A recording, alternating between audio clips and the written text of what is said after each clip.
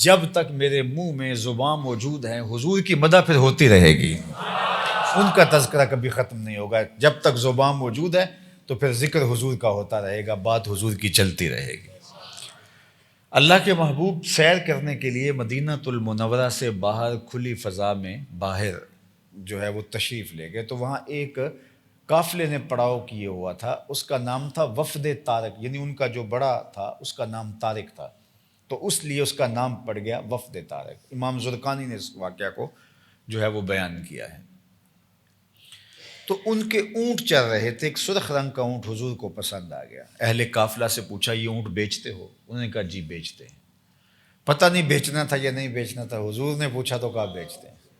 میں دل بیچا میں جگر بیچا جے پیارا محمد آ جاوے، نہیں میں اپنا سارا کر بیچا جے پیارا محمد آ جاوے۔ اللہ، انہوں نے کہا جی ہاں ہم بیچتے ہیں۔ کتنے کا؟ کہا اتنے کا۔ سودا ہو گیا۔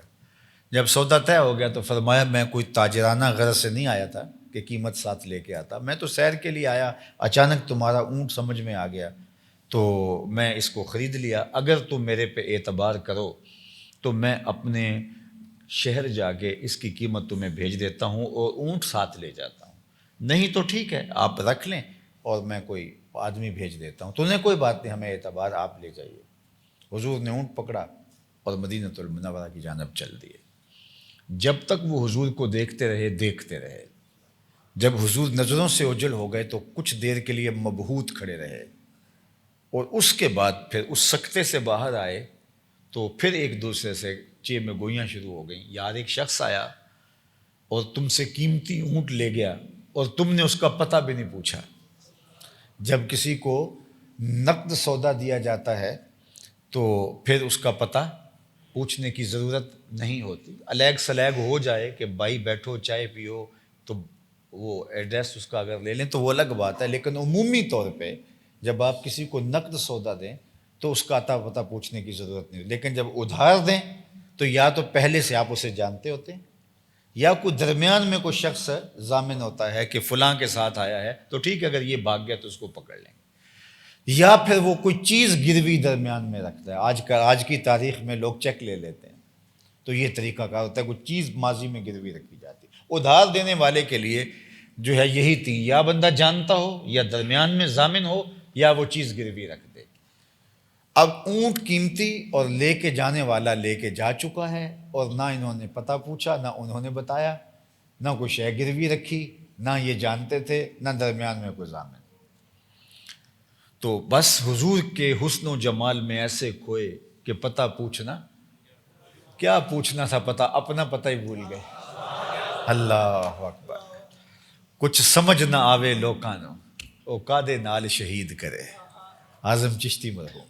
کچھ سمجھ نہ آوے لوکاں نو او کادے نال شہید کرے، ڈٹھی یار دے ہاتھ تلوار بھی نہیں، کوئی خالی جاندہ وار بھی نہیں۔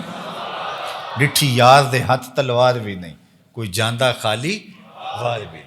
اب انہوں نے ایک دوسرے سے پوچھنا شروع کر دیا، یار ایک بندہ آیا اور آپ سے اونٹ لے کے چلا گیا اور آپ نے پتہ تک نہیں پوچھا، تو کوئی پوچھ لیتا۔ ایک بولا، یار جب بولتا تھا منہ سے پھول جھڑتے تھے، اذا تکلم رؤیا کالنور یخرج من بین ثنایاہ۔ بس میں تو اسی ماحول میں اور اسی جو ہے وہ لطف کے اندر مجھے تو ہوش ہی نہ رہے۔ دوسرا کہنے لگا، جب وہ مسکراتا تھا سامنے والے پہاڑوں پہ عکس پڑتا تھا۔ اذا ضحک یتلالأ فی الجدر، جب حضور مسکراتے تھے سامنے والی دیواروں کے اس کا عکس پڑا کرتا تھا۔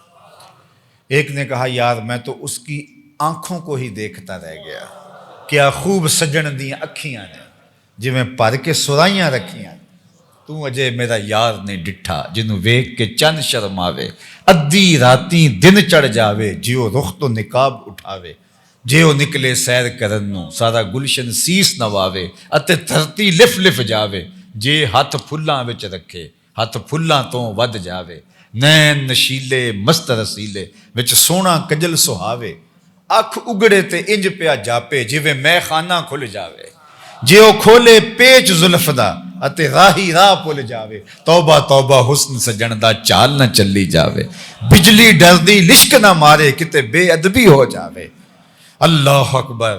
علم خدا نے اینا دتا عقلاں وچ نہ آوے, عقل خدا نے اینی دتی علماں وچ نہ آوے. کی اجاز نظر وچ او دی جو آوے وک جاوے. خلق او دے نے مول ہی دنیا کوئی ورلا ہی جان بچاوے. آزم ایڈا سونا ماہی سنو کدھرے نظر نہ آوے. انہوں نے کہا جناب تم تو اس کے حسن میں کھو گئے, اور وہ جو ہے وہ اپنے حسن کا جادو جگا کے تم سے قیمتی اونٹ ہتھیا کے لے گیا. جب کسی نے یہ لفظ بولا نا ہتھیا کے لے گیا, تو امام زرقانی نے لکھا ہے اللہ کا لفظ چومنے کو جی جاتا ہے. کیا خوبصورت جملے ہیں.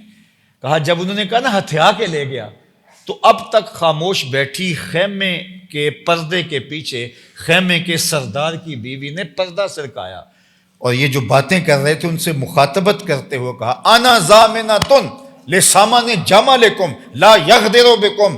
خبردار اس کے خلاف کوئی بات کی, اگر وہ قیمت نہ دینے آیا تو مجھ سے لے لینا. میں ضامنہ ہوں, میں ضامنہ ہوں. انہوں نے کہا اچھا تو جانتے. کہا واللہ میں ابھی نہیں جانتی. تو کہا پھر ضمانت کیسے دے رہی ہو؟ کہا جب تم سودا کر رہے تھے خیمے کی اوٹ سے میں نے اس کا چہرہ دیکھا تھا, اور جس کا چہرہ اتنا سونا تھا وہ کبھی جھوٹ بول ہی نہیں سکتا. اور تھوڑی دیر کے بعد حضور کے غلام آ گئے, اور انہوں نے کہا کہ ہمارے آقا نے کن سے اونٹ خریدا؟ تو انہوں نے کہا جی ہم لوگ ہیں. کہا یہ تمہاری قیمت, اور یہ تمہاری ضیافت کے لیے حضور نے کھجوریں بھیجی ہیں. تو انہوں نے کہا ہم قیمت کیا لیں گے, ہمیں لگتا ہے ہم بک چکے ہیں. اور وہ پیارے بتا رہتے کہاں ہیں؟ تو انہوں نے کہا وہ کھجوروں کا جھنڈ جسے یثرب کہا جاتا ہے, مدینہ کہا جاتا ہے. تو سارا قبیلہ وہاں سے اٹھا وفد طارق, اور حضور کے قدموں میں بیٹھ گیا, اور ایمان کی دولت سے مالا مال ہوا. اللہ کشف الدجا بجمالہ, کیا حسن دیا اللہ نے. حسنت جمیع خصالہ, ہر خو و خصلت ان کی با کمال, ہر عادت خوبصورت, لہجے سے لے کر کے انداز تکلم تک, گفتگو سے لے کر کے تعامل تک, حضور کی چال ڈھال سے لے کر کے حضور کے کردار تک. اتنا چمکدار کردار کائنات میں کسی اور کا زمانے نے دیکھا نہیں جو آمنہ کے لال کا ہے. دشمن بھی جس کو صادق اور امین کہہ کے پکاریں, کوئی لاؤ تو صحیح ایسا.